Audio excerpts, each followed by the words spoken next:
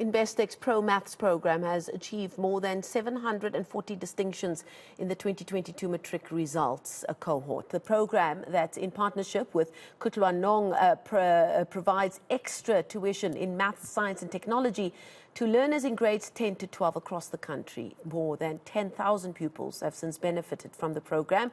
Now today, the 2022 top achievers are being celebrated. For more on this, we're joined by the CEO of the Kutlwanong Promaths Maths and Science Tuition Program, Tumelo Mabitsela. Tumelo, thanks for your time this afternoon. He's speaking to us virtually from here in Joburg.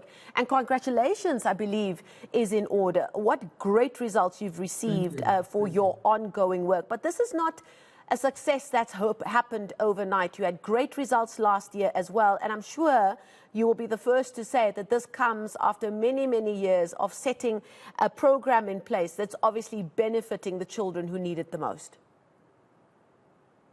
Yes, thank you very much. My name is Tumelo Mabitsela from Kutlwanong Center for Math, Science and Technology. We are in partnership with Investec, and we've been in partnership for the last 18 years.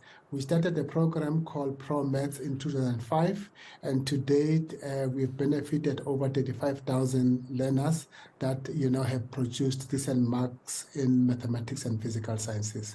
Now, today, we were celebrating the class of 2022 here at Investec, whereby we saw, excellent results, year in and year out, like, we've been producing for the last years. Give us an insight into how this program works. How do you select students? Is it kids that's already showing that they have a talent for the subjects of maths and science? And how is your program different in terms of how it's able to get the best out of these students?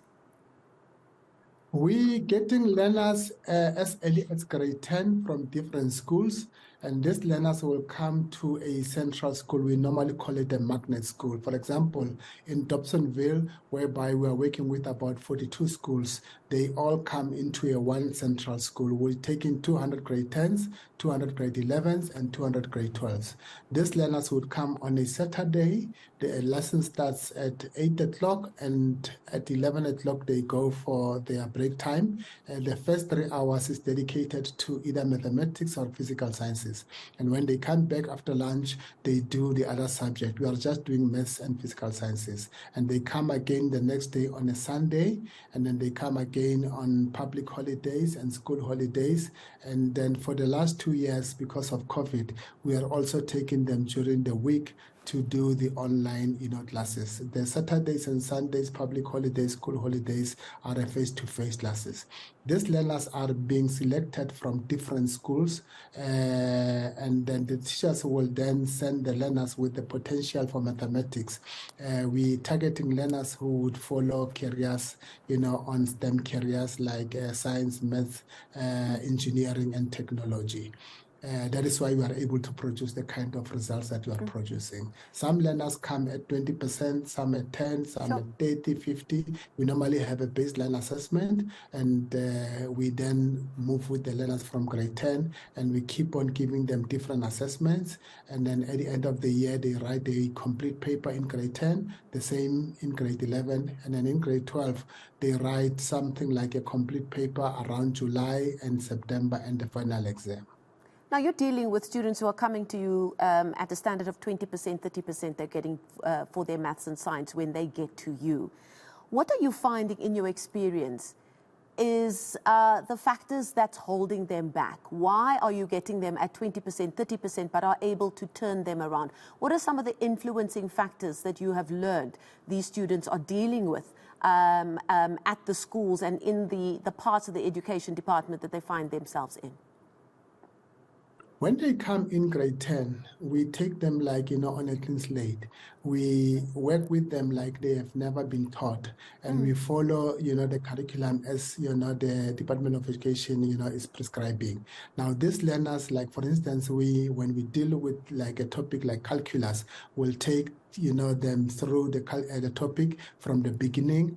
And then that 3 hours, that we call time on task, we split it into different parts, whereby we will introduce or will assess as to where the learners are. And then from the assessment, then we do the introduction of the topic. And then from there, we do the assessment, whereby, we ask them questions and so on.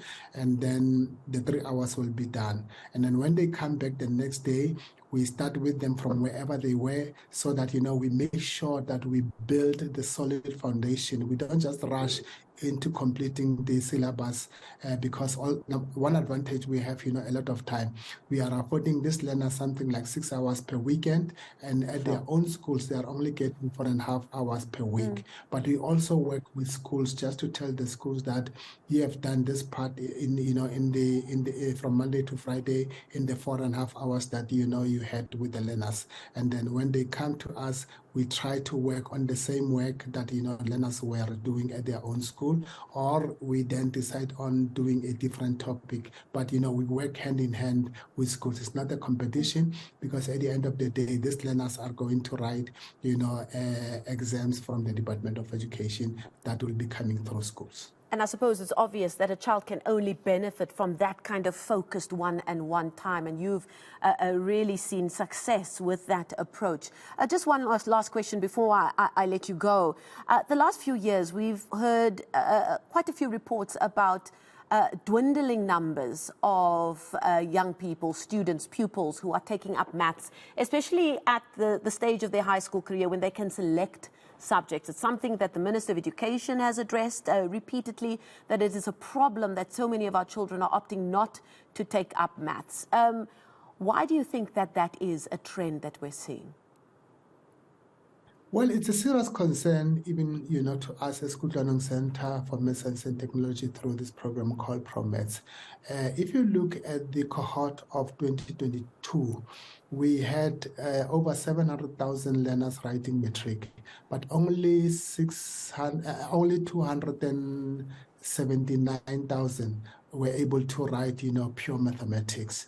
And I think the reason why, they wouldn't want to register for pure maths is because of probably the support that, they need to get, from their schools, and also the foundations, like, from primary school and grade 8, grade 9, they aren't sure whether their maths, is solid.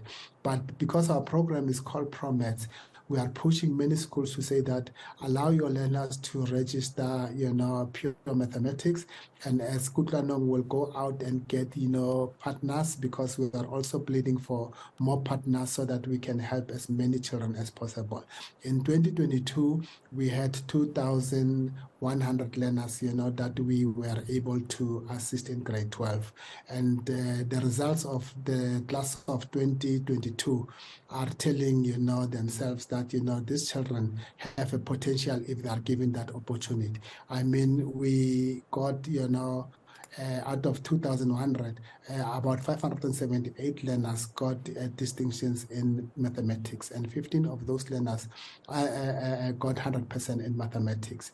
Now, there is nothing wrong with the child. It's just that, get the child, come to the school, make him understand and support him, from all angles. Try to speak to the parents that they release the child, to come to the program. Also, the parents, so that, they can release them, from normal duties at home, and the child can have, a dedicated time to do the homework and practice, that which he needs to practice in preparation for the next day when they are supposed to come back to the program, and also when they go back to their schools. But also what we are trying to do is that when they go back to their respective schools on Monday, we expect them to help even their peers at their own schools. And the more they do that, they become better, because they are like teachers, and they understand that it is not just for themselves, but even for those who may not, have the opportunity of coming to the program. And I'm sure those children respond because they are receiving guidance from fellow pupils, and it just becomes a positive circle. Thank you so much for your time, and thank you so much to you and your team for the wonderful work that you continue to do. That was the CEO of the Kutlwanong Promaths Maths and Science Tuition Program, Tumelo Mabitsela. We can only wish them everything of the best.